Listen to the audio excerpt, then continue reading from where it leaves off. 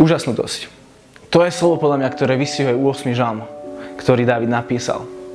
To je to, čo Dávid zakúšal, keď rozmýšľal nad tým, ako Pán Boh stvoril svet a nad tým, aké miesto v ňom dal človeku.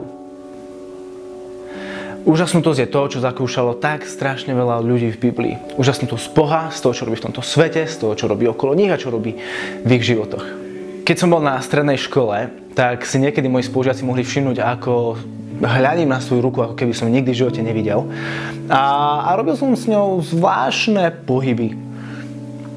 Čo sa v skutočnosti odohrávalo v mojej mysli, bolo to, že som bol úžasnutý z toho, akým spôsobom Pán Boh stvoril našu ruku. Akým spôsobom nám dal presný počet klbov na ruke, aby sme boli schopní urobiť akýkoľvek možný úchyt, aký potrebujeme spraviť. Bol som z toho fascinovaný, bol som z toho úžasnutý. Jedno z nebezpečenstiev, ktoré nám hrozí, je to, že si na veci zvykneme a začneme ich vnímať ako samozrejmosť. Vtedy si ich prestaneme vážiť, vtedy prestaneme byť z nich šťastní a jednoducho ich otlačíme do úzadia. Čo je ešte horšie však je to, keď si zvykneme na duchovné veci, keď si zvykneme na Boha, keď si zvykneme na milosť, keď si zvykneme na to, že Kristus zomrel za naše hriechy, keď si zvykneme z toho, že máme Božie slovo a že môžeme čítať samotné Božie slova.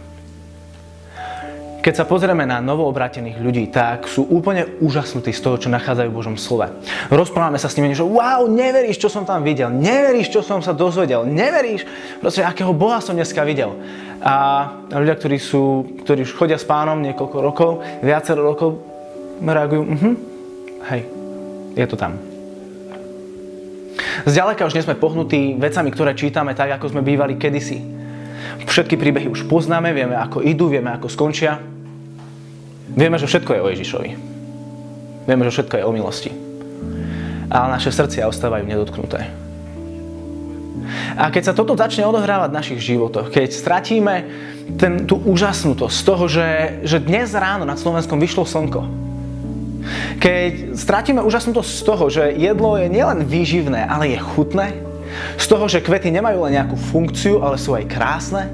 Keď stratíme úžasnutosť z toho, že oblaky nie sú iba výsledkom nejakých fyzikálnych zákonov, ale že sú takisto aj prejavom Božej kreativity a že každý je iný a Boh ich všetkých riadi. Keď stratíme tento pohľad na svet, tak sme na dobrej ceste k duchovnej smrti. K suchote a k prázdnote. Žalmista píše v 119. žalme: Otvor mi oči, aby som videl divy tvojho zákona. To je podľa mňa modlitba, ktorú my potrebujeme k Bohu vysielať každý jeden deň.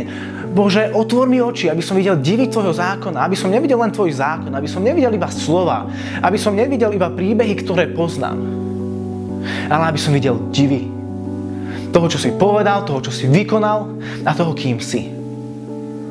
A podľa mňa to nemusí byť iba divy tvojho zákona. Môžeme povedať: Páne, otvor mi oči, aby som videl. Aby som videl to, že keď ráno vyjde slnko nad mojím mestom, že to nie je samozrejmosť, to je tvoja milosť.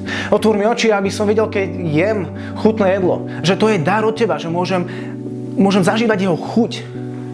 To, že môžem vidieť, to, že môžem byť s priateľmi, to, že máme technológiu, to, že máme lieky, keď sme chorí.